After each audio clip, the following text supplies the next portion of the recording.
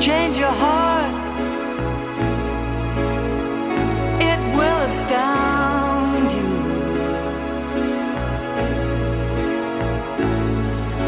I need your loving, like the sunshine.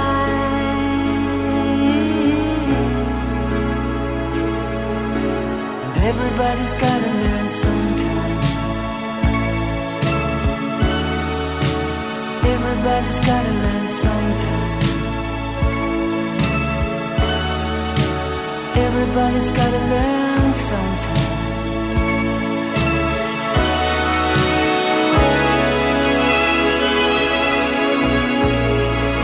Et oui, tout le monde doit apprendre un jour, et surtout de l'épistémologie nulle, bah pourquoi pas.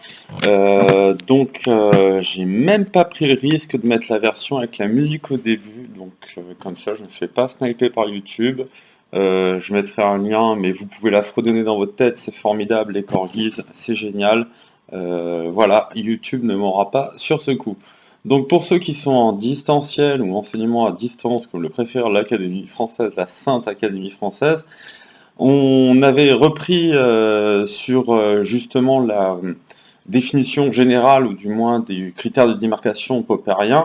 Donc rappelez-vous, c'était un critère qui était motivé par les insuffisances du critère de démarcation dit vérificationniste du cercle de Vienne, et aussi par le problème de l'induction, le fait qu'on ne pouvait pas vérifier des lois ou des généralisations, et donc un bon critère devait dire qu'une théorie, une hypothèse scientifique l'est dans la mesure où on peut produire des tests qui peuvent possiblement la réfuter. On avait fait une petite distinction entre la falsifiabilité comme possibilité de réfutation et la réfutation effective.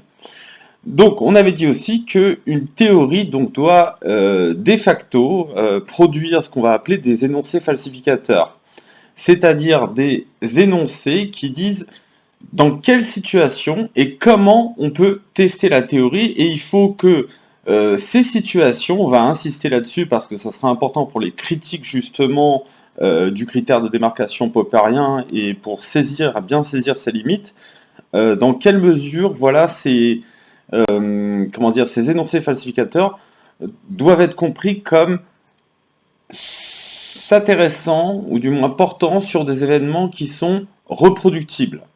En effet, Popper déclare que des événements non reproductibles n'ont pas de signification pour la science, et on ne peut pas la dire falsifiée si on découvre un effet reproductible qui l'a réfuté. On verra que ça c'est très important puisque ça semble exclure certaines sciences qui s'occupent d'objets singuliers, que ce soit des personnes ou d'événements. Alors ça, on le redira juste après, ça peut être des événements de l'histoire humaine, bien évidemment, mais ça peut être beaucoup plus problématique pour ce qui est de la définition de la science versus la non-science, d'événements de l'histoire du monde, du cosmos, en ce qu'ils sont non reproductibles. Donc ces énoncés falsificateurs, par exemple, si on a une théorie qui vraiment postule l'existence d'un Dieu créateur et caché, donc qui vraiment n'interagit jamais avec le monde, ça serait contrairement au théisme ou aux religions révélées, ça serait un déisme pur et simple, mais vraiment un Dieu caché dont on ne peut seulement que par l'imagination approcher le concept. Forcément, là, il n'y a pas d'énoncé falsificateur potentiel, et donc la théorie ne pourra jamais rencontrer un test susceptible de la falsifier, et elle est irréfutable. De même, si on a des entités ou des forces invisibles, alors des entités ou des forces invisibles, il y en a eu de nombreuses postulées par des théories diverses. La gravitation newtonienne au XVIIe siècle était critiquée, rejetée, moquée par beaucoup parce que justement, elle postulait une force quasi mystique d'attraction dont on ne savait pas grand-chose du mécanisme. Et ceux qui soutenaient Descartes et sa théorie des tourbillons, qui était d'apparence plus classique dans son mécanisme, disaient bah oui, mais chez Newton, qu'est-ce qui explique justement cette attraction en particules, cette action à distance? Pourtant, il y a quand même des tests possibles de cette attraction de ces particules, mais qui n'étaient pas, ou du moins les modalités de cette attraction à distance, qui n'existaient pas à l'époque, mais qui existent maintenant. Donc il faut toujours aussi se méfier, on l'avait dit au cours précédent, d'une falsifiabilité, disons, potentielle de droit, et une falsifiabilité qui n'est pas encore possible pour des raisons techniques, et qui le devient un jour. Rappelez-vous, on avait parlé justement des accélérateurs de particules qui doivent atteindre des tailles démesurées pour tester certaines théories. Donc elles seraient falsifiables en principe, mais elles ne le sont pas effectivement. Alors, j'ai pris un exemple, bon, justement, de théorie qui est infalsifiable. Alors, oui et non, mais qui se présente telle qu'elle infalsifiable. Vous voyez sur la droite une image du livre des esprits d'Hippolyte Rivail, dit Allan Kardec. Donc, j'ai rappelé en cours que ce monsieur est sans doute a une influence culturelle très importante, notamment il est toujours très suivi au Brésil, et bon, bien sûr par les médiums qui le lisent. Donc il y a 2 livres importants, le livre des esprits et le livre des médiums. Si vous voulez voir sa tombe au Père-Lachaise, qui est très, très visitée, justement par ceux qui croient en sa théorie des guides, qui croient en cette vision de la réincarnation où on a du progrès, on a des réincarnations vers des formes supérieures voire inférieures en fonction des actes. Donc un système très complexe. Donc je vais vous remettre un petit peu juste la tombe d'Allan Kardec pour que vous la voyez. Donc voilà, au Père-Lachaise, il y a beaucoup de gens qui viennent parfois se recueillir, voire communiquer avec Allan Kardec. Bon, dans son livre, le livre des esprits, ce qu'il faut savoir, c'est que souvent il y a des questions, enfin il est censé dialoguer avec un guide spirituel, un maître spirituel, et il y a des questions sont posées sur l'état de la science, sur comment tester un petit peu pour mettre à l'épreuve la vérité justement de cette interaction. Et souvent on voit qu'il y a une forme d'évitement justement où les esprits refusent de répondre parfois de manière franche à des questions de science, des questions sur le monde, ou même des questions qui pourraient mettre à l'épreuve leur savoir. Imaginez quelque chose de très simple, du style quelqu'un cache un nombre de manière générale, et ensuite on demande aux esprits de donner le nombre qui a été caché. Enfin, des tests bêtes. Et on voit que dans le livre, en fait, si on regarde, alors je ne vais plus retrouver les citations, mais vous pouvez le lire par vous-même, le PDF est facilement téléchargeable, on voit que les esprits sont dans une stratégie d'évitement de ce genre de test. Donc là, dans ce cas-là, on pourrait dire, si on devait tester la scientificité du point de vue popperien de cette vision du monde, qu'il n'y a pas de production d'énoncés falsificateurs, ou du moins qu'on essaye de les éviter, et donc la théorie est non scientifique. Alors de même qu'il y a aussi des hypothèses ad hoc qui protègent la théorie du fait que le lien médiumnique marche avec certains et pas avec d'autres. Mais il faut, très important, qu'une théorie présente de manière explicite, ça serait le mieux, ou de manière implicite, des situations dans lesquelles on pourrait la tester, donc possiblement la réfuter. Alors, il faut aussi que ces énoncés falsificateurs soient assez précis, en fait, sinon on pourrait avoir toujours dans les pseudosciences des prédictions qui sont tellement vagues qu'elles sont toujours vérifiées. Et Popper nous dit à ce sujet, il y a des prédictions des devins, des astrologues, etc. Donc dans la logique de la découverte scientifique, page 275. C'est tellement imprécis forcément que ça peut être vérifié, donc c'est pas falsifiable. Il faut savoir que Popper là-dessus est pas très clair sur les limites de cette précision, parce que dans ce cas-là, il y a des sciences qui sont pas extrêmement précises dans leurs prédictions. Vous pouvez penser à, la prédiction des séismes ou d'une éruption, ou même la météorologie. Donc là, la frontière est pas très claire. Toujours est-il qu'il faut retenir cette importance, qu'une théorie doit produire de manière soit explicite ou implicite des énoncés falsificateurs. Alors, on conclut justement sur l'importance de la doctrine de Popper, son influence. Donc j'avais dit qu'il y avait eu énormément de personnes qui se revendiquaient de la théorie de Popper, que ce soit des savants, donc Jacques Monod, très célèbre biologiste français qui a écrit la nécessité avant de mourir en 1970.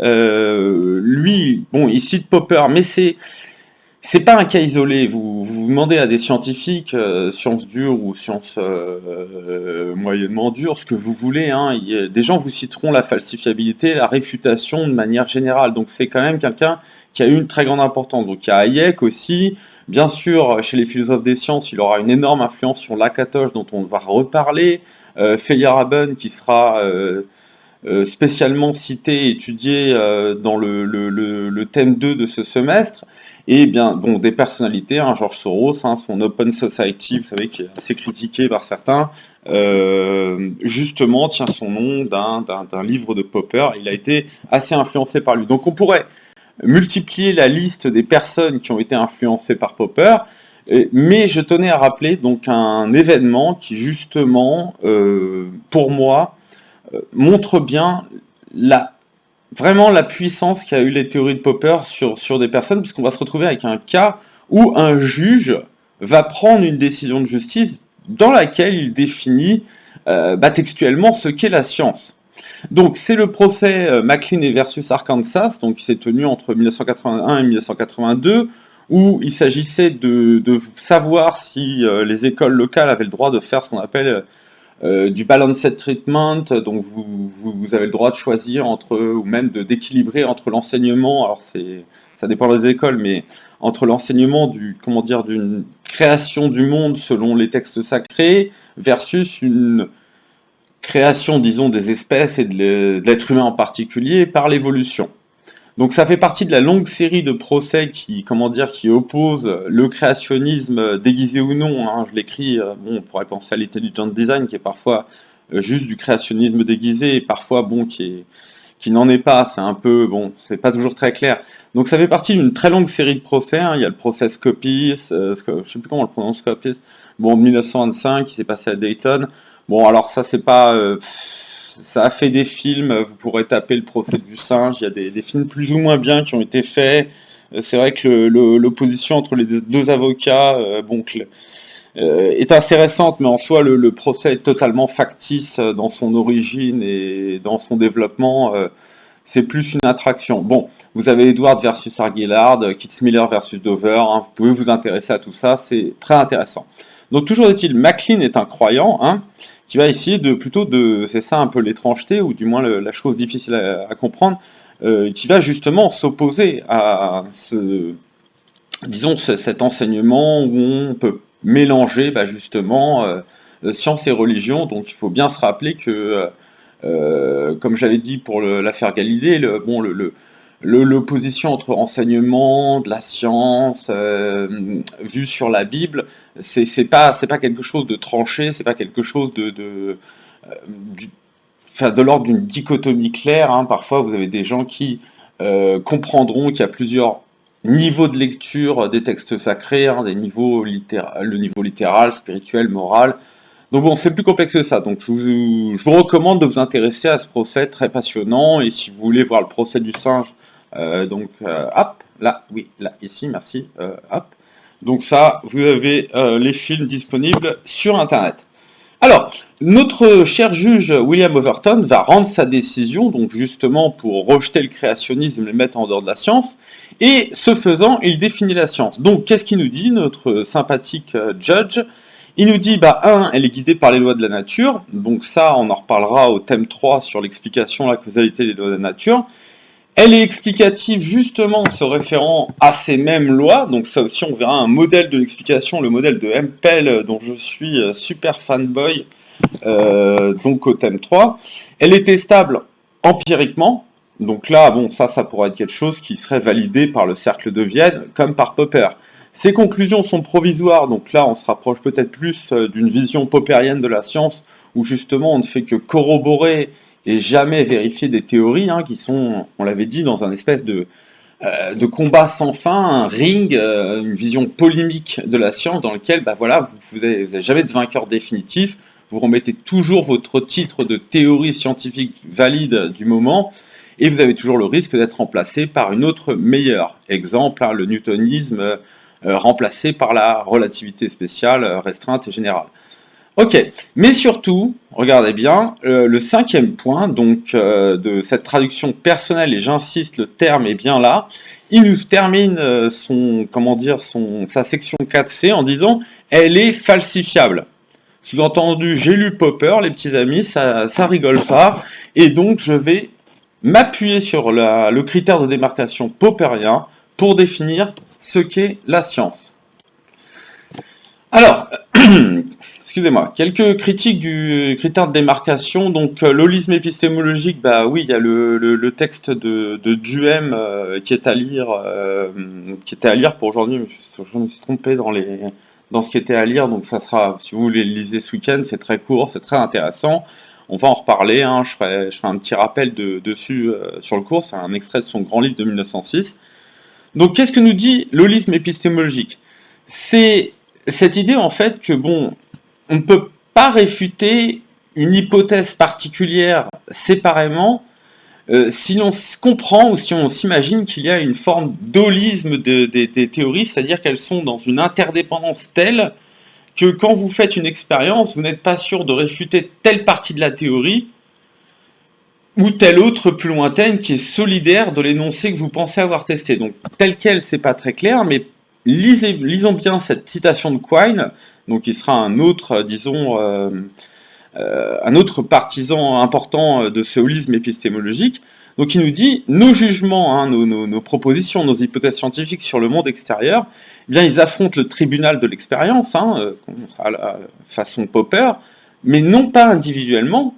Donc on ne peut pas tester comme ça et dire, voilà, je rejette cette hypothèse et tout simplement je conserve le reste, mais comme s'il constituait un seul corps. Il y a cette idée, voilà, de solidarité organique, un petit hommage hashtag à Durkheim, comme un seul corps, donc il y a une interdépendance. Hein. Donc c'est cette idée d'holisme, de propriété du tout, qui ne s'explique pas mécaniquement. Alors le holisme, j'avais expliqué en classe, c'est un terme qui a été redonné par un homme qui a une vie très complexe, hein, de militaire, d'homme politique sud-africain, Ian Smoot, qui a écrit un livre en 1926, Holism and Evolution. Bon, on en a parlé un petit peu en classe entière, en présentiel, tatata. On en a parlé en classe entière, je vais peut-être pas revenir là-dessus, mais c'est un monsieur quand même intéressant pour la complexité du personnage et de l'époque et de la situation particulière de l'Afrique du Sud. Ça vaut le coup d'œil. Son livre, bon, il n'est pas, comment dire, il est pas très clair. Alors c'est vrai que ça va avoir un succès. Le mot holisme le terme qui va relancer va avoir un succès immense, hein, ne serait-ce qu'en sociologie ou même en biologie. Hein, cette idée que le tout est plus que la somme des parties. Mais le livre est un petit peu délicat à lire. Hein, les hypothèses de l'auteur sur ce que sont des groupes, des walls, comme il dit, des holos.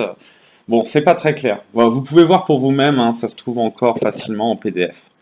Alors, bon, d'accord, le holisme épistémologique. Bon, il y a bien des cas, bien sûr, on peut penser que les hypothèses théoriques ont entre elles une relative solidarité. Hein, et du coup, il est difficile de faire tomber le couperet de la réfutation pour dire, bon, bah, ça on garde, ça on jette. Mais c'est quand même difficile d'envisager une interdépendance si forte qu'on aurait vraiment un seul corps et qu'on ait des tests vraiment qui mettraient en jeu par une situation expérimentale, une découverte, toute la connaissance scientifique comme il s'agissait d'un seul organisme. Donc est-ce que la critique de l'holisme épistémologique, elle marche parfaitement? À voir. Alors, oui, c'est donc une critique suspecte. Hein, c'est vrai qu'on n'imagine pas que les scientifiques mettent en jeu la totalité du savoir à chaque fois qu'ils vont dans un laboratoire et produisent possiblement une réfutation.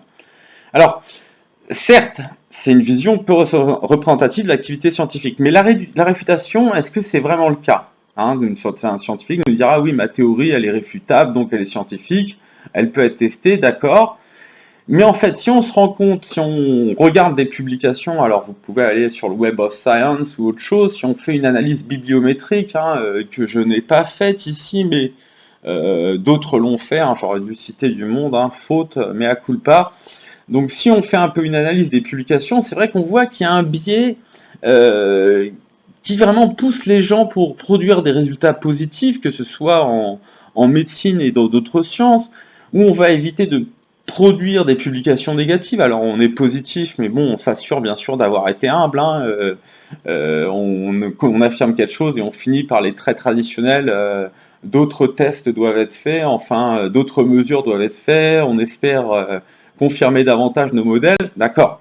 Mais les gens préfèrent quand même faire des publications positives que des publications négatives, non seulement parce que bon, certaines, voilà, écrire un papier rien que pour réfuter un autre, d'accord, ça arrive et on va voir pourquoi, mais souvent, bah, ça fait pas trop avancer le schmilblick, c'est mal vu, et donc je soutiens qu'il existe quand même un biais de publication en faveur des résultats positifs. C'est vrai quand même qu'il peut y avoir, bon, bien sûr, des motivations pour publier des réfutations, hein, bah, tout ça en lien avec la compétition dans le monde scientifique, que ce soit institutionnel, entre individus, hein, pensez les petits combats de coq qu'on a eu récemment sur la chloroquine, le remdesivir, bon, d'accord, tout ça c'est très bien, des écoles de pensée, j'en parlais en début d'année avec le texte de Bourdieu sur le caractère polémique, l'importance de la compétition dans les champs scientifiques. Donc on peut se dire quand même que la falsification, peut-être qu'elle ne règle pas la dynamique de la science. Bon, vous en reparlerez beaucoup, comment dire, en semestre 2. C'est une importance, à mon avis, capitale pour bien saisir la dynamique de la science, de ces révolutions et de ces crises que vous verrez notamment avec Kuhn. K-U-H-N. Donc, autrement dit, les savants travaillent davantage à confirmer une théorie qu'à approfondir des travaux que, bah voilà, se dire aujourd'hui, je vais choisir telle découverte et je vais essayer de la réfuter, de la tester. Ça arrive. C'est juste pas forcément, disons, le modus operandi, leur façon normale de travailler. Alors, il y a un autre point qui me paraît plus crucial, puisque ça vient de l'excellent Lakatos, donc je me souviens bien qui était mort là, c'est juste une republication de 1978. Enfin, vous avez les références quand vous cliquez sur ce machin là, vous avez les références, les dates. Donc Lakatos, je vous ai mis une vidéo très intéressante de ce monsieur qui était essentiellement philosophe des mathématiques, très influencé par Popper. Donc cette vidéo, ouais, voilà, vous avez le lien dans le pays. Je vous ai mis aussi un texte, on reparlera de lui, mais il est important aussi de j'espère qu'au semestre 2, on vous expliquera bien sa position justement sur la dynamique de la science. Je préférerais que là juste un petit peu parler de sa critique et sa vision justement de la dynamique de la science, mieux vaut la garder au semestre 2. Donc qu'est-ce qu'il nous dit monsieur Lakatos?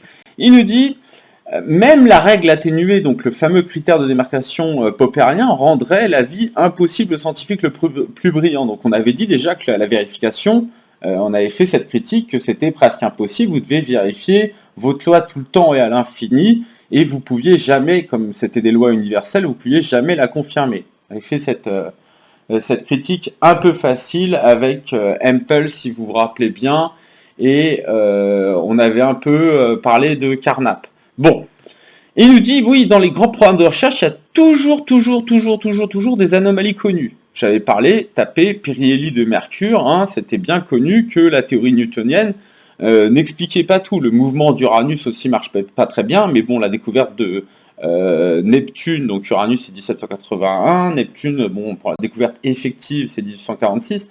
Bon, ça expliquait mieux, mais le périhélie de Mercure, vous verrez, tapez ça sur Google, c'est un problème qui ne s'est pas résolu en interne de la théorie newtonienne et qui était un petit peu accepté et qui passait sous le tapis jusqu'à ce que la relativité générale 1915 et après vienne, disons, résoudre, alors plus ou moins parfaitement, cette question.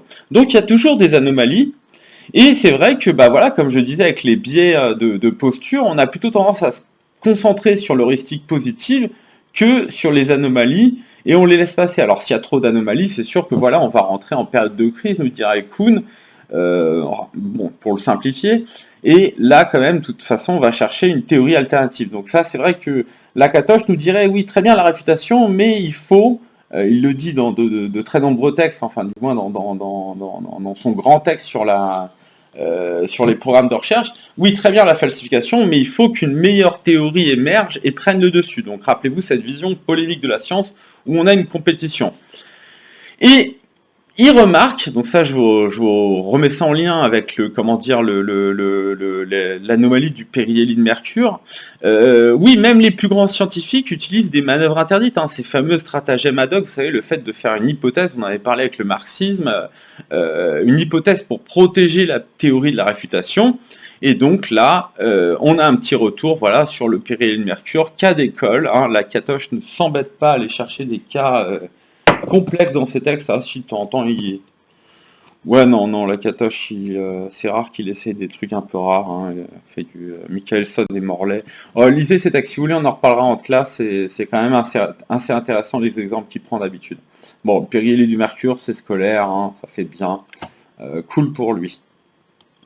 Alors, à mon avis, il y a une autre difficulté, on en avait parlé en début d'année, hein, un critère même de définition et à plus faible raison, excusez-moi, j'aurais dû dire l'inverse, mais un critère de démarcation de la science, mais même une définition, court toujours le risque d'être discriminatoire, soit qu'elle exclut de manière dichotomique la science de la non-science, hein, faisant une coupure, une démarcation parfaite, soit une gradation, vous savez, le fameux combat entre les sciences dures et les sciences molles, c'est hiérarchie. Donc je vous avais produit la fausse citation de Rutherford hein, en sciences, hein, parce qu'on n'est pas sûr qu'il l'ait dit, hein, j'ai même jamais trouvé l'origine certaine, hein, et pourtant plein de gens la recitent. Donc en sciences, on fait soit de la physique, soit de la philatélie, sous-entendu, il y a différents degrés, hein, le fameux combat sciences dures, sciences molles, mais c'est vrai que le critère de falsification, il serait excessivement discriminatoire. Alors quand on avait lu le texte de Popper, on s'est dit, ah oui, il y a embrouille, les sciences formelles, les sciences mathématiques, elles peuvent quelque part échapper à la réfutation, si elles dépendent d'axiomes qui peuvent être choisis, si elles laissent une grande part à l'imagination, si justement je m'avance un peu, hein, parce que je ne suis pas philosophe des mathématiques ou mathématicien ou spécialiste de la chose, mais on avait vu que dans son texte, il y avait une séparation entre sciences formelles et mathématiques vis-à-vis de son critère. Donc oui, il serait discriminatoire, et le problème, c'est qu'il exclurait de l'idéal de scientificité des théories et des domaines d'investigation qui seraient, d'un autre point de vue, légitimes. Donc reprenons cette citation. On a dit tout à l'heure, les événements non reproductibles n'ont pas de signification pour la science. On ne peut pas considérer une théorie falsifiée que si on trouve un effet reproductible qui la réfute.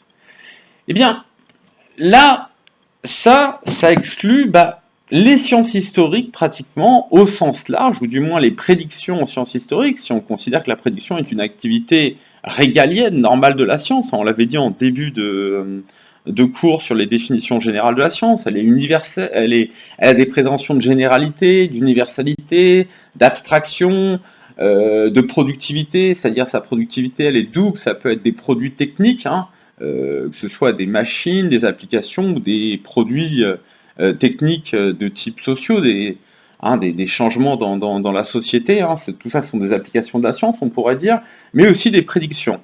Et on se rappelle que chez Popper, il y a un double lien justement entre cette critique d'une science historique qui serait prédictive et le fait que justement elle ne peut pas prétendre à la scientificité parce qu'elle s'occupe de faits qui ne se reproduisent pas, qui ne se renouvellent pas, et donc on peut avoir des prédictions qui sont infalsifiables de fait, et que ça c'était lié à sa critique, hein, j'avais expliqué qu'il avait été très marxiste pendant un temps dans sa prime jeunesse, et qu'il s'en était détourné.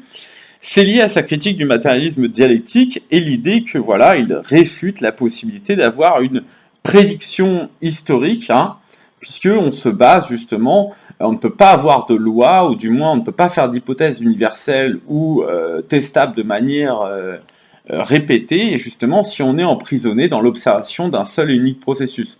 Alors c'est très problématique parce que, oui, donc pas de prédiction historique, mais imaginez bien qu'il y a un projet de la science qui vise à décrire une histoire plus vaste que l'histoire humaine, qui est celle du cosmos, hein, pensez à la cosmogonie, pensez à la géologie, à la théorie de l'évolution. Là on aurait l'impression que son critère il est devenu hyper exclusif, hyper discriminatoire d'un coup, et ça ne va pas.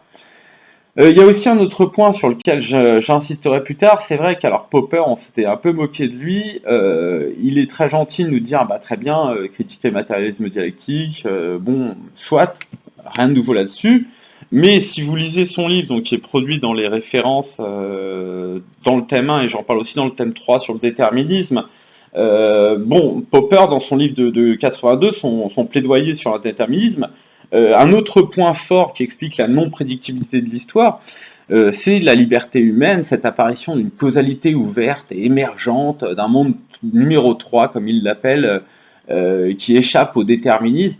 Bon, ça, je me demande vraiment si c'est une théorie falsifiable, hein. Lisez son livre, voilà, il est très court, c'est environ 150 pages, il est gratuit à lire. Bon, c'est bien de contrer la falsifiabilité ad Schumlena des marxistes quand soi-même on s'appuie sur une théorie de l'histoire et de la liberté qui a, grosso modo, qui est infalsifiable puissance 1000.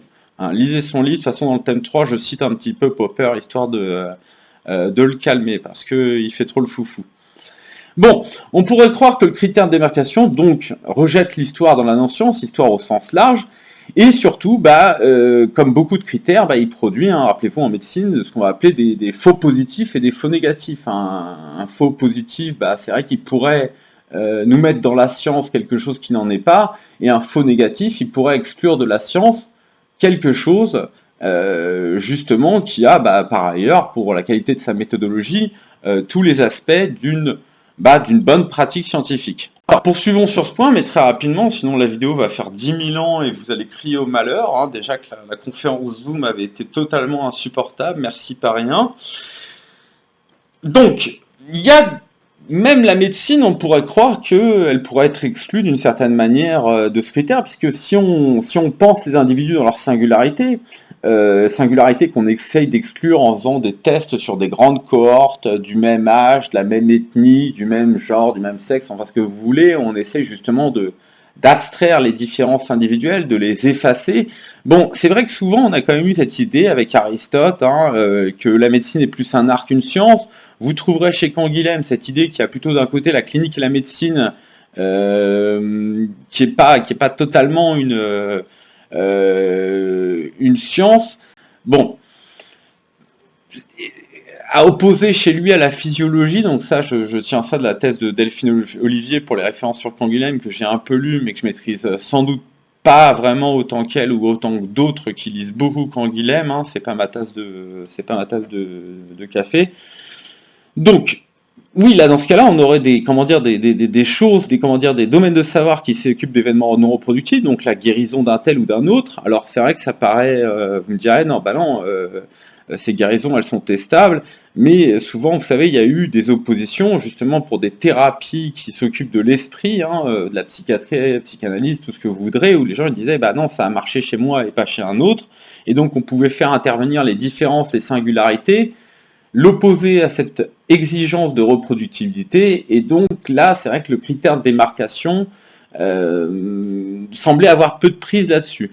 Alors, un autre problème qui monte, moi aussi, on a dit, voilà, ces problèmes de faux positifs et de faux négatifs, j'insiste sur, disons, cette malencontreuse affaire entre Popper et le darwinisme, hein. Il n'est pas le seul à avoir lu Darwin comme un pied, hein. On pourra citer Marx, dont j'avais parlé en présentiel, qui avait pratiquement très mal compris Darwin, au point de lui préférer l'obscur Pierre Trémaud. Bon, c'est vous dire, hein, renseignez-vous sur Trémaud, vous allez voir, j'en ai un peu parlé en classe, on a beaucoup rigolé. Donc, Popper a mal lu Darwin, il n'est pas le seul, tant mieux pour lui, ça se trouve... moi aussi, tout le monde l'a mal lu, non. Il y a quand même des très bons commentateurs de Darwin. En France, il y a le très regretté Jean Gaillon, mais c'est pas le seul. Donc, Bergson l'a très mal lu aussi, s'il l'a vraiment lu. Nietzsche, il a dû lire 3 pages, peut-être l'esquisse sur un enfant, et le reste, il tient ça d'un de ses amis. Bon. Laissons ça, mais revenons au cas de Popper. Donc Popper, il a décrit pendant un temps la sélection naturelle comme quelque chose d'irréfutable, d'infalsifiable, hein, la fameuse tautologie spencerienne, la sélection naturelle, c'est quoi? C'est la survie du plus apte. Et il l'a même qualifié dans son ouvrage de 1974, que vous retrouvez ici, comme un programme métaphysique de recherche. Donc rappelez-vous de la critique de la métaphysique avec le cercle de Vienne, donc quelque chose d'intestable. Et donc quelque chose qui ne répond pas à son critère de démarcation. Mais alors, c'est quand même étrange, puisque 4 ans plus tard, dans un texte sur l'émergence de l'esprit, 1978, que vous retrouverez aussi dans la bibliographie, il va nous dire « Non, j'ai changé d'avis, c'est tout à fait falsifiable, D'ailleurs, fait comique, il pense le falsifier avec la sélection sexuelle. Bon, c'est un peu une découverte naïve de sa part, parce qu'il comprend mal le rapport entre sélection naturelle et sélection sexuelle dans l'œuvre Darwin. Hein. S'il l'avait lu, il le saisirait mieux. Il verrait surtout que, disons, les domaines d'action des deux parfois se séparent et s'entrecroisent, et que c'était pas du tout un, comment dire, alors ça peut être un problème au cas particulier. Mais bon, tel qu'il le présente, ça prouve qu'il a très très mal compris l'auteur, ou il l'a très mal lu. Mais donc, il nous dit, 4 ans plus tard, bah non, j'ai changé d'avis. Donc, ça, ce revirement nous laisse penser que son critère de démarcation est mal affûté, qu'il est mal fait, qu'il ne le maîtrise même pas lui-même, puisqu'on a quelque chose qui, d'un coup d'un seul, passe de intestable à non, c'est super testable, c'est très bien testable, en 2 coups de cuillère à peau. Donc retenez bien cette idée qu'il y a forcément, presque nécessairement, avec tout critère de démarcation, on en discutera avec l'exposé d'Iman et d'Alexandra, voilà, donc des faux positifs et des faux négatifs. Et puis il peut y avoir une hiérarchisation, une gradation, donc ça sera sans doute dans l'exposé d'Iman et d'Alexandra, cette affaire, j'espère qu'ils vont nous en parler, c'est très intéressant. Ok, une autre problématique qu'on peut avoir, c'est ce pessimisme épistémologique. Alors, qu'est-ce que c'est donc? C'est vrai que Popper nous dit à de nombreuses reprises dans sa logique de la découverte scientifique, j'ai parmi les marques des pages, bon, je vous les redonnerai si vous voulez par ailleurs. Oui, ça c'est dans la conclusion, hein. Bon, laissons ça. Il nous dit qu'il s'attaque à l'idole de la certitude. Bon, très bien, c'est ton combat, résiste, prouve que tu existes, c'est son fils, sa bataille, go Popper. Donc elle fait obstacle au progrès scientifique, c'est même une défense de l'obscurantisme magnifique. Popper, comme nombreux philosophes, est un Don Quichotte qui s'invente, qui combat des moulins, qui s'invente des dragons dans des grottes et des cavernes, et qui part les affronter pour le plaisir du plus grand nombre, grand bien lui fasse. Donc, pour Popper, ok, une théorie, en fait, elle est jamais confirmée, contrairement à ce qu'on avait vu avec le critère du cercle de Vienne, avec la vérification, avec la confirmation. Elle est simplement renforcée, corroborée, c'est renforcé étymologiquement, et donc on ne sait rien de son avenir. C'est toujours, l'état d'une théorie est toujours révisable contrairement à la vérification, et c'est toujours à titre provisoire qu'elle survit, disons, au test, au tribunal de l'expérience, comme on disait précédemment. Donc, imaginons-nous, on l'avait dit, des théories qui s'affrontent sur un ring, dont aucune ne peut prétendre avoir un titre ad vitam aeternam de champion ou détentrice de la vérité. Et c'est vrai qu'il peut y avoir cette conséquence déplaisante, qu'on se résume dans une phrase « nous ne savons pas, nous ne pouvons que conjecturer ». Bien entendu, voilà, on a toujours des incertitudes en science, des incertitudes qui peuvent être vues comme déplaisantes, puisque voilà, on est à quoi bon, cui bono, on n'est jamais sûr que nos théories pour lesquelles des millions de femmes, d'hommes brillantes de tous les pays, de toutes les ethnies ont travaillé, finissent par ne pas se faire réfuter d'un coup d'un seul. Donc conjecturer, faut penser, il y a un de ces livres qui s'appelle Conjecture et réfutation. Bon, je ne le lirai sans doute pas, Popper, je vous ai dit. C'est pas toujours très sérieux. Cette incertitude, donc, ça a été un peu étudié par Larry Laudon. Je sais plus si ça se prononce Laudon. Bon, rappelez-vous. Donc, on peut faire une induction pessimiste. Même nos meilleures théories, la théorie newtonienne s'est fait retirer du marché, on va le dire de manière impolie, par la théorie einsteinienne, qui elle-même, justement, peut être en conflit pour ce qui est de la relativité avec la mécanique quantique, qui n'a pas du tout la même appréhension du temps. J'en avais parlé un peu en présentiel. Donc, c'est vrai qu'on peut avoir une vision pessimiste de la science. Ok, mais bon, il y a bien des connaissances, on va se dire, qui ne sont pas des conjectures, on va peut-être pas changer la forme de la Terre, alors à moins de jouer sur, disons, sur la géométrie, sur des visions de la mécanique quantique, ou sur des visions des dimensions supérieures en physique, bon, d'accord, mais c'est quand même, on n'imagine pas que tout n'est que conjecture. Et puis aussi, quelque part, si c'est plus les théories que les savoirs particuliers qui rentrent dans cette dynamique, c'est vrai qu'on a tendance à redonner un petit peu de grain à moudre à l'holisme épistémologique. Bon, quoi qu'il arrive, tout ce qu'on vient de dire nous oblige à réfléchir au rapport qu'entretiennent les théories avec le réel et le sujet connaissant, c'est-à-dire avec le monde et la manière dont le sujet connaissant produit des théories ou les réfute ou les rejette. Et c'est ce qu'on va faire dans la partie suivante. Alors je vous disais, oui, ça vous intéresse, il y a le livre de Chalmers qui était recommandé, il est pas mal à lire, il faut voir les chapitres 5 et 7 sur Popper. Ok, go, la partie 3 de ce thème 1. Génial, partie 3, vous allez voir, c'est vraiment bravo Parisien pour avoir dessiné les thèmes, c'est très très cool. On va parler essentiellement du réalisme, de l'instrumentalisme et un peu de constructivisme. Donc, on va réfléchir au rapport qu'entretiennent les théories selon leur but, leur rapport déclaré au réel et au sujet connaissant. Il faudra penser qu'il y a des centres de gravité. Parfois, vous avez un centre de gravité qui tend vers le sujet connaissant, un centre de gravité épistémique, parfois un centre de gravité ontologique qui tend sur l'objet, sur ce qu'on dit du monde, de la réalité. Et donc, il faut d'abord parler du réalisme. Le réalisme, c'est une théorie très très large, il y a très différents niveaux de réalisme. J'ai parlé justement de la difficulté de qualifier d'idéaliste ou de réaliste les théories de Platon, donc même ça, mieux vaudrait un cours de philosophie pure pour rentrer dans ce business-là, mais quoi qu'il arrive, si le réalisme à lui postule généralement une existence d'un monde qui est indépendant de notre esprit, on peut penser un réalisme scientifique en envisageant les théories scientifiques comme des descriptions fidèles d'un ordre de la nature, si elles sont vraies, bien sûr. Forcément, si elles sont réfutées ou si elles sont falsifiées, ça ne va pas marcher. On a là l'idée très importante à retenir d'une idée, ce qu'on va appeler la définition correspondantiste de la vérité, où il y a une correspondance entre des énoncés et des faits. Donc là, vous avez l'incroyable citation de Papy Aristote sur le vrai et le faux, forcément le livre Gamma que tout le monde a recité de la métaphysique. J'avais expliqué que la métaphysique, c'est un titre et une discipline. Alors un titre méta au-delà, sous-entendu pour certains, au-delà de la physique, mais apparemment c'est plutôt Andronicus de Rhodes qui aurait classé ça parce qu'il est postérieur au livre qui s'appelle La physique, donc après la physique. Bon, ça c'est pour la petite anecdote. Donc, il nous dit quoi, le vrai et le faux? Dire que quelque chose n'est pas qu'il est, ça c'est faux. Ah oui, c'est faux. Dire qu'il est, que quelque chose est, qui existe vraiment, c'est vrai. Waouh, on est bien avancé. Rappelons-nous nos déboires dans les cours précédents sur la non-contradiction en logique.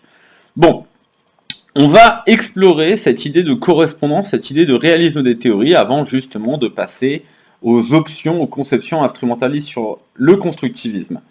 Alors, il y a un très bon ouvrage à lire, c'est la thèse de Marion Worms. Alors c'est peut-être un peu long, la version thèse, elle fait 600, je sais plus, un truc comme 600 pages. Non, c'est vraiment très bien fait.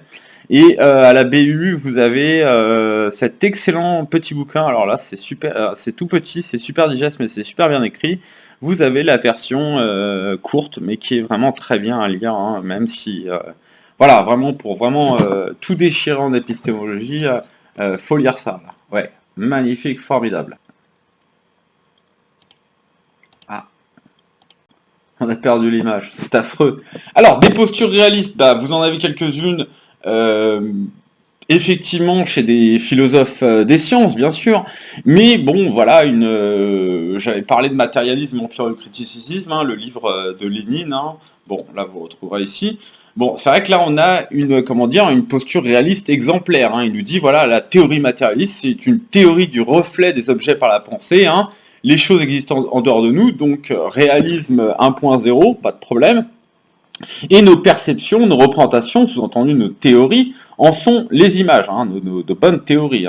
Exemple, pour le coup, le marxisme dont on avait discuté, les rapports conflictuels, du moins chez Marx, mais je ne suis pas un spécialiste de Marx, avec le réalisme et l'instrumentalisme. J'avais expliqué qu'il n'était pas très clair en citant, si vous voulez, vous pouvez aller le lire ou aller le voir, mais je veux pas que la vidéo dure trop. Vous allez voir la thèse 2 sur Feuerhaber, qui est un condensé de pragmatisme, et vous trouverez cependant, dans le Capital et dans d'autres livres, des déclarations qui sont vraiment d'allure ou d'un réalisme franc. Ok.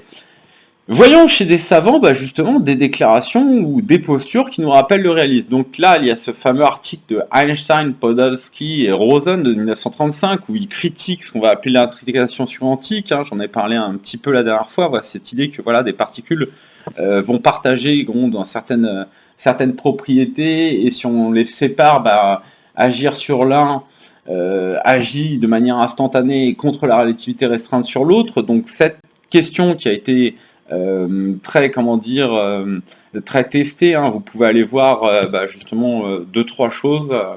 Voilà, je vais vous montrer. Oui, donc je disais très rapidement, si ça vous intéresse, alors où est-ce que je l'ai mis? Voilà, yopi. Ouais, donc vous pouvez aller voir toutes les choses sur l'intrication quantique, hein. Bon, alors, est-ce que ça fait de la téléportation quantique, monsieur Google? Bon, ça peut marcher pour pour faire de l'encodage. Bon, c'est assez intéressant, mais bon, il y a beaucoup de choses étranges qui sont dites dessus, hein. Bon, je vous laisse vous dépatouiller, allez voir vous-même. Allez voir parce que ça vaut le coup d'œil. Oui. Où qu'il est. Voilà. Voilà, allez voir les conférences de ce monsieur, hein, qui a vraiment produit c'est plus en 82 ou 83, 84, j'ai plus les dates, donc les expériences d'Alain Aspect. C'est vraiment très passionnant, hein, ces conférences, c'est très sympa. Excellent physicien français, Cocorico, formidable, hein, et en plus il a eu plein de médailles en chocolat, c'est génial. Waouh, bravo à lui. Si vous voulez, vous pouvez aussi lire les papiers de Anton Zellinger, c'est pas mal du tout. Hop, je l'ai mis ici, tac, hein, lui aussi il a un peu travaillé dessus, hein, il est connu pour ses travaux sur la téléportation quantique. Bon, tout ça c'était pour dire que l'article EPR, bon, c'est une critique de cette possibilité justement de l'intrication quantique. Ça, c'est pour remettre dans le contexte, mais on va s'intéresser à ce qu'il nous dit du réalisme scientifique. Écoutons bien. J'ai perdu... où elle est où ma page? Vite. C'est terrible, j'ai complètement oublié comment ça marchait. Donc, il nous dit, quelle que soit la signification attribuée au terme complet, voilà une exigence de ce que doit être une théorie complète. Entendu, une théorie qui est une représentation fidèle du monde, théorie vraiment, et pensée théorie du tout, théorie achevée de la physique. Chaque élément de la réalité physique doit avoir une contrepartie dans la théorie physique. Ça, c'est cette idée de correspondance, c'est que vous pensez une particule, et elle existe vraiment dans le monde. Ce n'est pas un artefact qui sert au calcul, donc j'avais parlé de l'histoire particulière de la particule, l'antiparticule de l'électron, le positron, hein, qui avait été un peu imaginé au départ pour résoudre des problèmes par Dirac, et ensuite qui avait été découverte par Carl Anderson. Je vous remets tout. Allez voir les liens, hein, vous tapez Carl David Anderson, hein, soit c'est en 1900, je sais plus si c'est en 1932, j'ai un doute, ouais, c'est 1932. Bon, allez voir tout ce beau monde. Donc, revenons au réalisme. Il y a cette idée forte qu'il faudrait qu'il y ait une correspondance, qu'on parle bien d'objets, non pas des artefacts pour simplifier les calculs ou du moins des hypothèses de travail. Il faut qu'on parle d'objets qui existent dans le monde en dehors de nous. Donc là, c'est du réalisme pur et simple. L'élément sur la prédictivité, je vais le laisser, vous le relirez si vous voulez, hein. Là, on va le mettre de côté. On avait parlé un petit peu en classe. D'autres postures réalistes, bon, alors c'est vrai que là, c'est un réalisme méthodologique, mais chez Durkheim, hein, il faudrait réfléchir à cette question de l'autonomie de la science, des sciences sociales, pour penser à fond cette question du réalisme chez Durkheim. Est-ce qu'il est que méthodologique? Je laisse ça à des sociologues compétents, ce que je ne suis pas. Donc là, oui, on a une posture de réalisme méthodologique quand il affirme cette citation célèbre, hein, la première règle et la plus fondamentale, c'est de considérer les faits sociaux comme des choses, sous-entendu, des choses en dehors de nous et presque indépendantes, qui est un peu étrange parfois, mais indépendantes de notre volonté. Donc là, je simplifie les choses, mais ça me paraissait une citation qui était importante à reprendre. Non seulement parce qu'elle invite à un dialogue sur ce qu'est le réalisme, par exemple, en sciences sociales, contrairement à la physique des particules, ce que vous voulez. Chez Darwin, on avait aussi un réalisme, puissance 1000 pour certains cas et pas pour d'autres. Je vous vais expliquer beaucoup en classe que vous pouviez être réaliste le mardi et instrumentaliste, dont on reparlera, le dimanche. Et Darwin, par exemple, on avait dit, on avait parlé de la définition de la vérité au sens grec, cet aletheia, ce dévoilement, vous savez, où on découvre vraiment quelque chose qui était caché dans la nature et voilà, une vision un peu glorieuse de la science, où on a vraiment une découverte de la nature profonde des choses, donc une aletheia, un dévoilement. Là, Darwin, à peu près, il nous sort quelque chose à un moment, hein, c'est au chapitre 13 de l'origine des espèces, hein, tac tac, hein, si vous voulez retrouver les choses, il nous dit, contre certaines classifications où les gens ils postulent juste des explications pour les ressemblances, oui, qui nous semblent parfois un peu pratiques ou qui sont parfois liées à une décision bizarre, soit de l'ordre de la nature, soit de Dieu. Il nous dit quelque chose qui est vraiment une déclaration réaliste. Hein. Toute vraie classification, donc on a vraiment une affirmation du vrai dans les théories scientifiques, elle doit être quoi? Elle doit être généalogique, c'est-à-dire qu'elle doit refléter cette communauté de descendance, les liens de parenté entre espèces, et que c'était le lien caché, donc là on est bien dans l'aletheia, le dévoilement, que tous les naturalistes ont recherché inconsciemment. Donc c'est vrai que, imaginons un naturaliste, donc un biologiste si vous préférez, qui nous dit oui, le vivant est une grande famille, c'est une métaphore pour comprendre que certains êtres vivants se ressemblent plus les uns les autres, qu'environ, alors il y a, je sais plus, environ 150-200 espèces de primates qui ont au moins comme point commun d'avoir le pouce opposable, hein, avec deux phalanges au lieu de 3, enfin que ça permet l'appréhension. Bon, on pourrait vous dire, bon, mais non, c'est juste une métaphore, ils se ressemblent, mais c'est juste qu'un regroupement utile de l'esprit. Donc c'est pas cette idée que le vivant est une grande famille, voilà, c'est pas la vérité du monde. Là, on serait dans une posture non réaliste. Mais Darwin nous dit, non, ça c'est bien, le fait de rassembler les espèces en fonction de leur ressemblance, ça, c'est bien l'expression, le résultat d'une généalogie, d'une histoire plus ou moins commune de certains groupes. Nous sommes plus proches des chimpanzés, des bonobos, que des gorilles, puis des orang-outans, etc., etc. Donc là, il a une posture réaliste, mais attention, donc je disais, on peut être réaliste un jour, mais pas réaliste toujours. Il est réaliste pour ce qui est justement de cette idée que voilà, les liens de parenté, les ressemblances reflètent une histoire dont la généalogie doit témoigner, dont les classifications doivent témoigner de manière franche. Mais il n'est pas réaliste, il est même, on va dire, voilà, pour le coup, il va être plutôt instrumentaliste, hein, quand il s'agit de délimiter les entités taxonomiques, excusez-moi, que ce soit l'espèce, les sous-espèces qu'on appellera race ou variété, ça on s'en moque, famille, genre, embranchement, etc. Mais là, j'avais expliqué pourquoi en classe, je vais peut-être pas revenir dessus.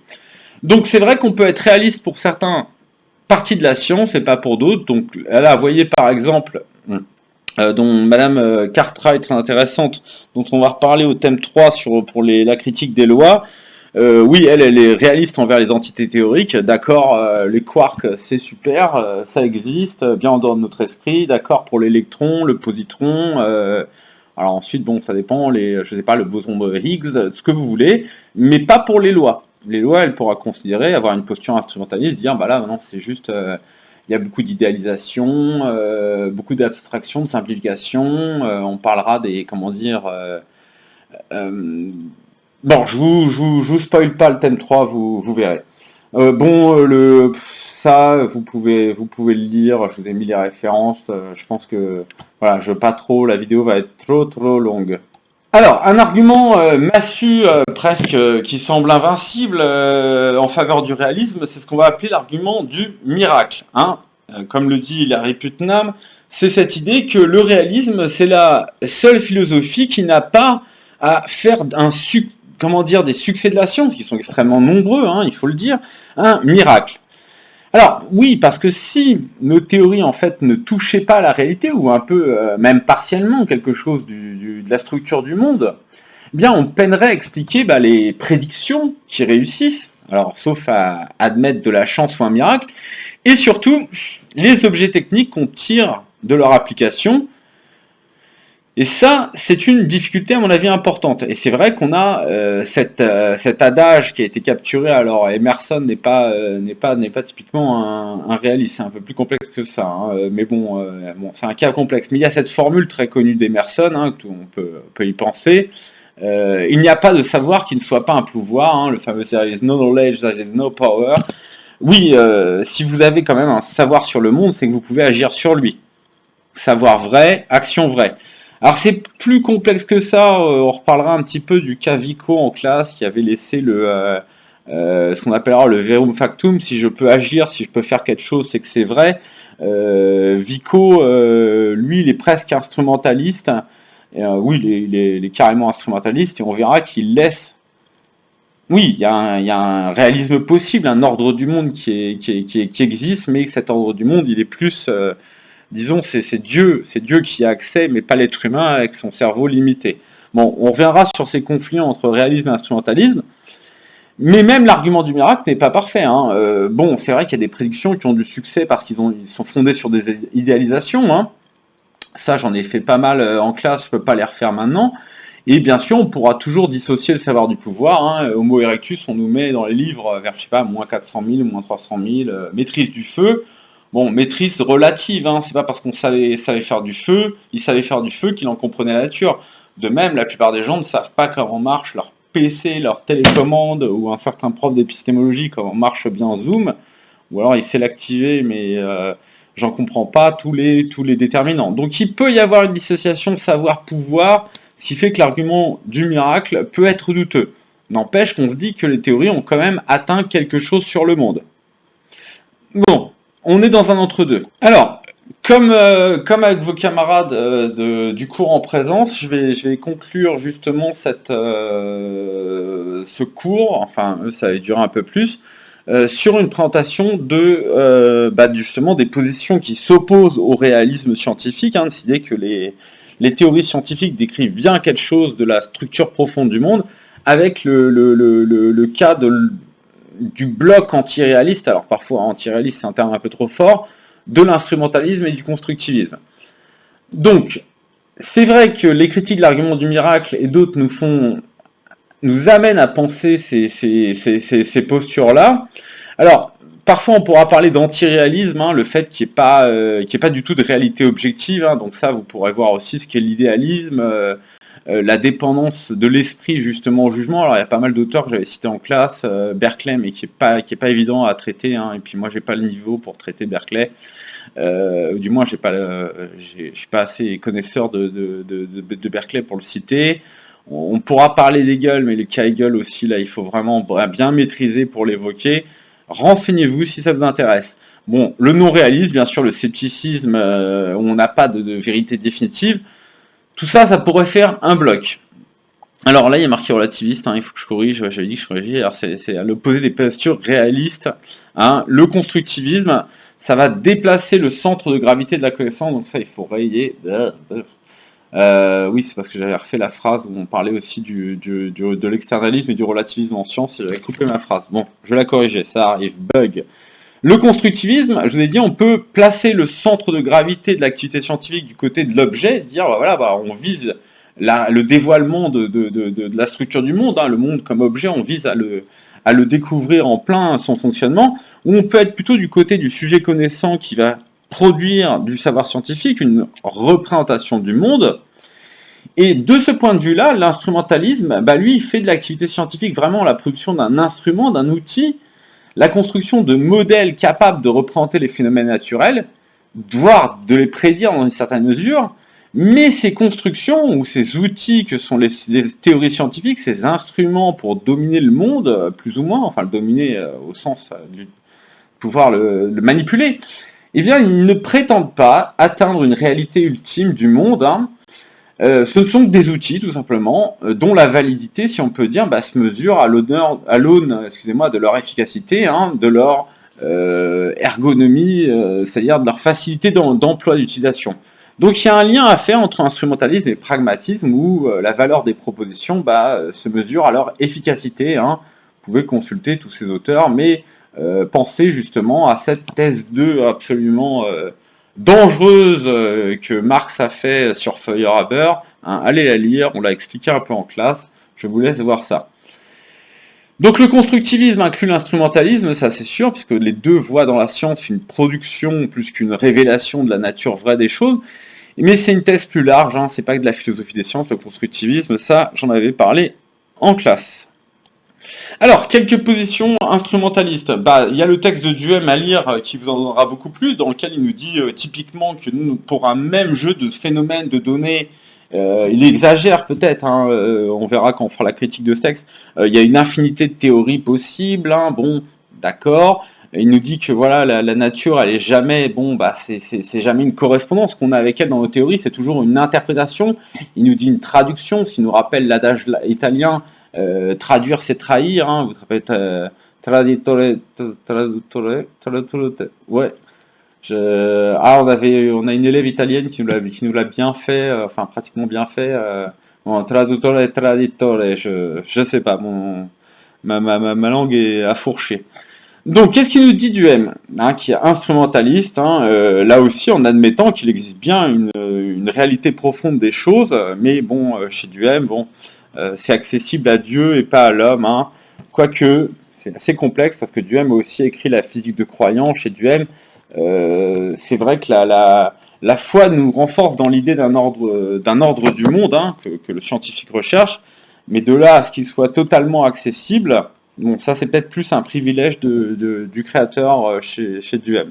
Il faut creuser, hein, Duhem n'est pas toujours très clair dans la physique de croyant, et je suis moi-même pas un grand spécialiste de Duhem.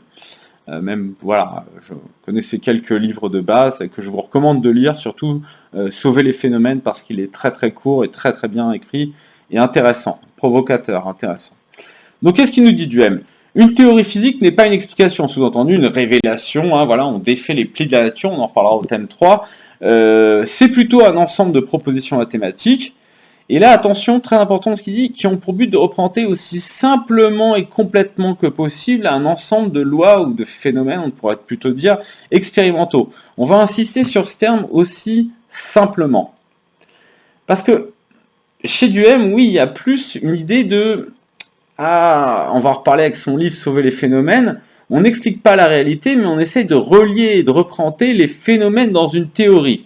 Donc, comme le dit Madame Barberousse et ses acolytes, hein, oui, il ne s'agit pas de trouver une explication profonde de la réalité. Donc, on s'éloigne d'une conception métaphysique, sous-entendu métaphysique. Là, alors le terme est un peu délicat d'emploi ici, mais une conception où voilà, on aurait vraiment atteint une vérité ultime sur le fonctionnement du monde, hein, c'est-à-dire vraiment quelque chose de fort. Bon, je ne vais pas revenir là-dessus. On aurait atteint l'essence cachée qu'il y a derrière les phénomènes, hein, la chose en soi dont on avait un petit peu parlé, et on avait fait la critique justement du cercle de Vienne pour ce qui est de la métaphysique et des causes de ce genre de posture. Et c'est vrai que cet instrumentaliste, donc je vais laisser une question, parce que ça j'en avais un petit peu mis de côté en classe, une position instrumentaliste qui est intéressante, qu'on peut rapprocher, on peut rapprocher de l'instrumentalisme, les positions de Van Fraassen. Je vais me concentrer, parce que j'avais terminé le cours là-dessus en classe, sur une citation, enfin on en refera les deux autres ensuite qui suivent, une citation qui condense une forme d'instrumentalisme, mais une forme d'instrumentalisme particulière, vous allez voir, et qui a marqué l'histoire de la physique. Donc en 1543, donc le fameux chanoine Nicolas Copernic publie son grand ouvrage, il publie de manière possible, parce qu'il meurt cette année-là, donc des révolutions des orbes célestes, et il a plusieurs raisons, alors certains motifs qui sont plutôt d'aspect scientifique, d'autres... un peu délicats qui vont l'amener à soutenir le géocentrisme, hein, qui n'est, comme je l'ai rappelé en classe, pour l'époque, qui n'est pas une nouveauté. Vous avez Aristarque de Samos, par exemple, qui a eu, qui a eu des hypothèses géocentristes. Ensuite, j'avais évoqué les nombreux problèmes qu'il y avait à l'époque avec le système de Claude Ptolémée. Bon, pour remettre les choses très, très rapidement, le système de Claude Ptolémée, je vais vous le montrer. Il essaye de rendre compte, d'où l'idée de Duhem de sauver les phénomènes de choses qu'on observe, qu'on ne peut pas, rejeter en disant, voilà, le monde n'est pas fait ainsi, hein, le fait qu'on observe de tout temps le soleil avancer dans le ciel et oui, c'est une apparence qu'on a du mal à rejeter de facto, le mouvement du Soleil autour de la Terre, mais aussi d'autres phénomènes qu'il faut sauver de l'observation. Et un sur lequel j'avais insisté, qui était tout particulier, c'est le mouvement rétrograde des planètes. Donc on va essayer de montrer ça. Donc j'avais montré ça en classe. C'est vrai que, bon, imaginez, vous êtes depuis la Terre, bon, la vitesse de la Terre, bon, revoyez les lois de Kepler, mais c'est pas que les lois de Kepler qui expliquent ça, mais bon, on reparlera des lois de Kepler plutôt au thème 3. La Terre étant plus proche du Soleil que Mars, on est environ à 150 millions de kilomètres, alors bon, je tiens pas compte des différences dans l'excentricité du Soleil. Vénus est environ à 200 et quelques millions de kilomètres. Bon, laissons ça. La Terre tourne plus vite. Je vous montre plutôt un modèle direct. Où est-ce que je vais trouver ça? Bon, alors là, il faut que je fasse vite parce que la vidéo dure déjà 2000 ans. Donc la Terre tourne plus vite autour du Soleil que Vénus. D'accord. Plus vite que Mars, excusez-moi. Plus vite que Mars, plus vite que Jupiter, plus vite qu'Uranus, plus vite que Neptune. Il va arriver un moment où la Terre va, imaginez, Vénus est là, va dépasser Vénus dans le ciel. Et donc pour un observateur de la Terre, on va avoir l'impression que Vénus qui avançait va tout d'un coup rétrograder, partir en arrière. Et donc Ptolémée, donc astronome du IIe siècle après Jésus-Christ, va essayer de rendre compte de ça en imaginant, tout en conservant la Terre au centre du monde, comme nous l'indiquent presque nos sens avec le mouvement des astres qui tournent autour. Il va rajouter sur le cycle principal des cycles dessus, des épicycles, pour expliquer voilà cette idée que pourquoi les planètes, bon, de temps en temps on les voit avancer et ensuite reculer. Hein, je vous explique, la Terre avance comme ça, et puis au moment où elle va rattraper Vénus, et aller plus vite qu'elle et passer devant, on va avoir l'impression que Vénus va en arrière. Tapez justement modélisation du système solaire, bon là je le fais pas, mais vous le ferez vous-même. Et donc pour expliquer ça, il va dire que voilà, le grand cercle sur lequel elle roule, la planète, elle roule aussi sur d'autres cercles, ce qui fait qu'à un moment elle part en arrière comme ça, elle fait un mouvement de rétrogradation, et ensuite elle repart de l'avant. Ok, pourquoi pas. Mais il y avait donc beaucoup de problèmes avec le système de Ptolémée, mais il y avait aussi des problèmes, il faut le comprendre, hein, lisez Sauver les phénomènes de Duhem, il y avait des problèmes avec le système héliocentrique pur. Alors j'ai aussi parlé du système de Tycho Brahe, je vais le laisser de côté là pour la version cours à distance. Vous irez voir le système de Tycho Brahe, mais en tout cas il y avait quand même des problèmes avec le système héliocentrique, parce qu'il fallait aller un petit peu contre ce que nous indiquent nos sens. Ça c'est une première difficulté, mais on peut en considérer d'autres.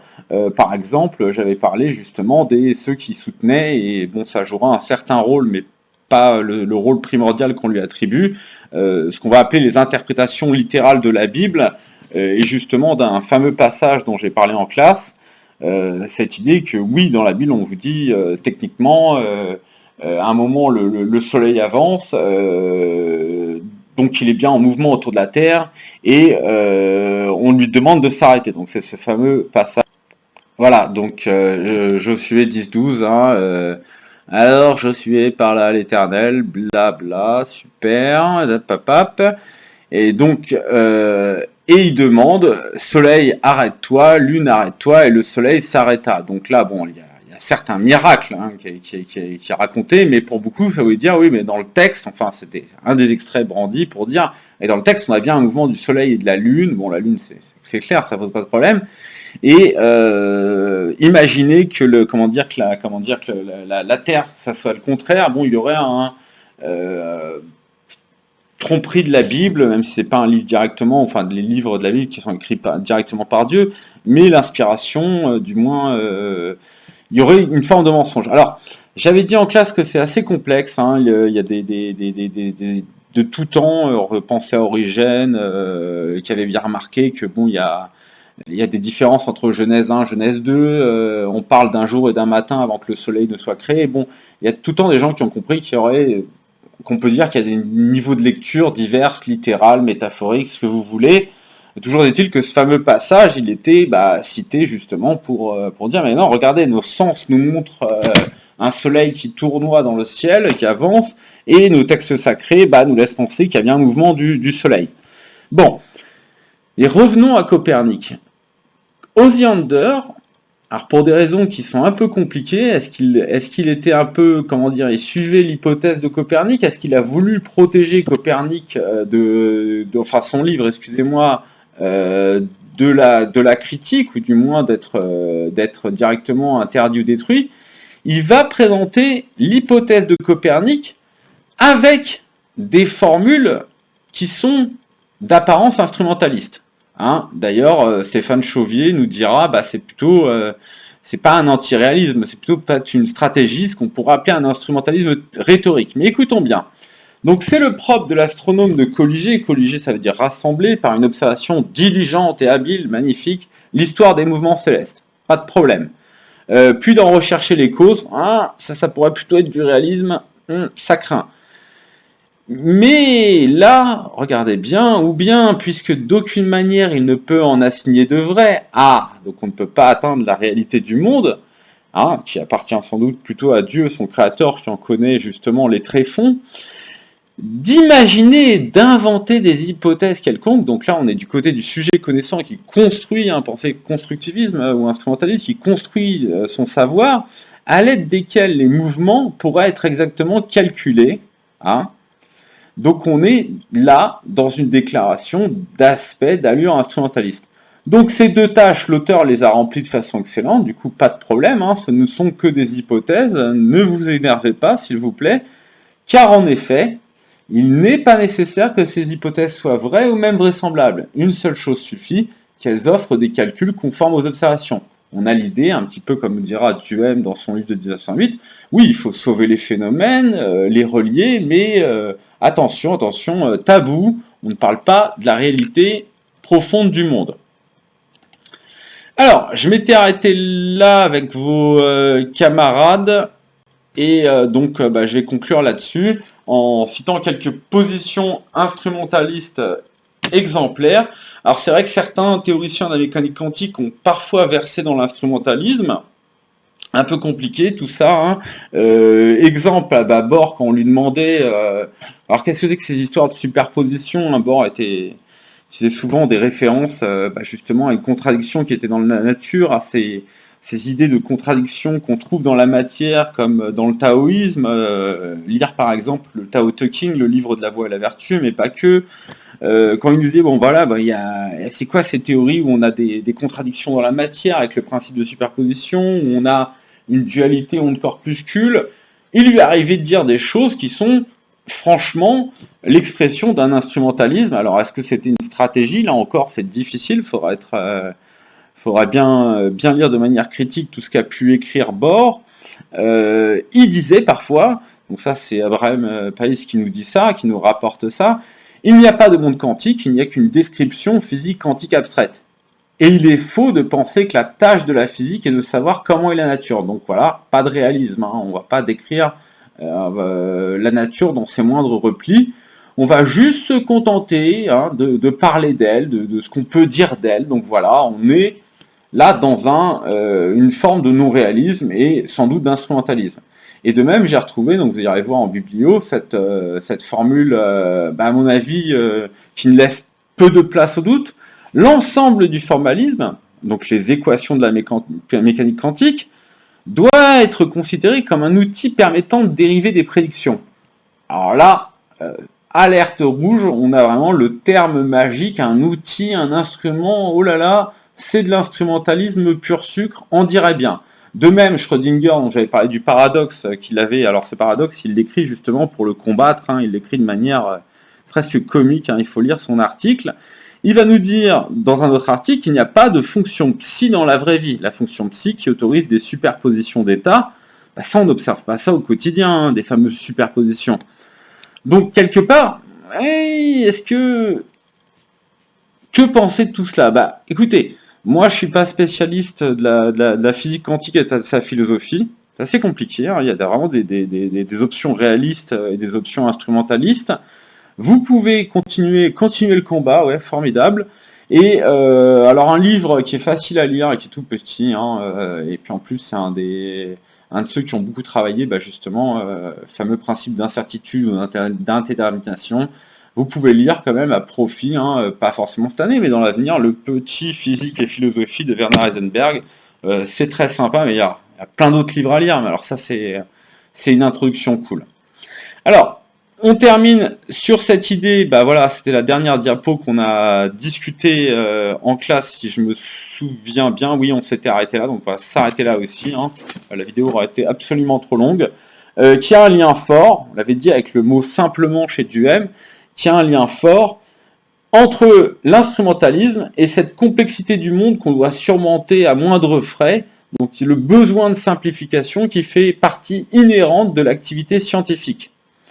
J'avais dit que on peut être instrumentaliste pour des raisons, on réserve la vérité du monde à Dieu, ça sera le cas peut-être de Vico ou de Duhem ou de nombreux croyants, ça c'est tout à fait une option jouable et louable, mais on peut être instrumentaliste pour des raisons totalement, je ne sais pas, on va dire, sans référence directe à Dieu, en invoquant tout simplement que notre esprit il est trop limité intellectuellement pour comprendre la vérité de ce monde, qu'elle nous échappe, et que cette complexité infinie du monde, il faut la simplifier. Alors c'est le cas d'Ernst Marr, on avait beaucoup parlé d'Ernst Marr, et je terminerai avec lui, en disant, c'est le fameux monsieur dont on écorche le nom à chaque fois qu'on dit Mach 1, Mach 2, Mach 3, c'est le monsieur qui a travaillé sur les vitesses supersoniques, le bang supersonique qu'on avait entendu à Paris, par exemple, qui était très influent en termes de philosophie des sciences. Rappelez-vous que le Cercle de Vienne était une société nommée, ou du moins qui avait été très influencée par Ernst Marr.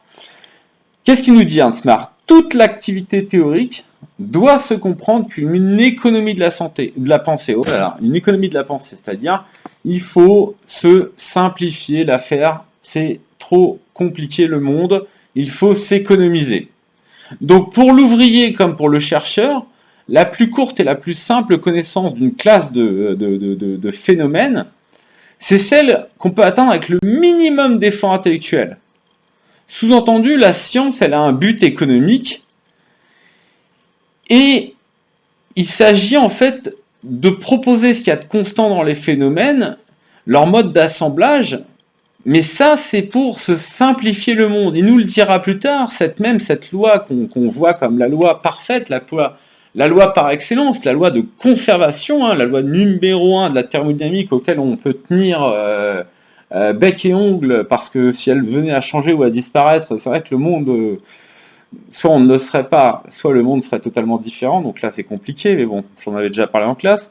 Donc toutes les idées de conservation, l'idée de substance, donc quelque chose qui, en dehors des phénomènes, reste inchangé, ce ne sont pas des descriptions d'un ordre du monde, ce sont plutôt des simplifications rassurantes pour économiser notre pensée vis-à-vis d'un monde changeant et complexe.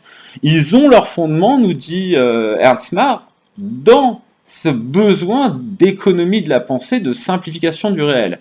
Alors ce cher Duhem aussi a montré de la sympathie, ça fait un duo d'instrumentalistes, pour cette approche, donc avec cette fameuse phrase de sa théorie physique de 1906, la réduction des lois physiques et théoriques contribue ainsi à cette économie intellectuelle en laquelle Ernst Marr voit le but et surtout le principe directeur, donc qui guide l'action de la science.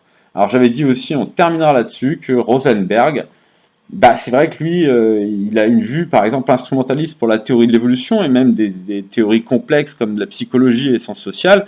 Sous-entendu, les trucs où ça change pas trop, où on peut faire de l'abstraction de tous les types de particules, là on peut être réaliste pour ça.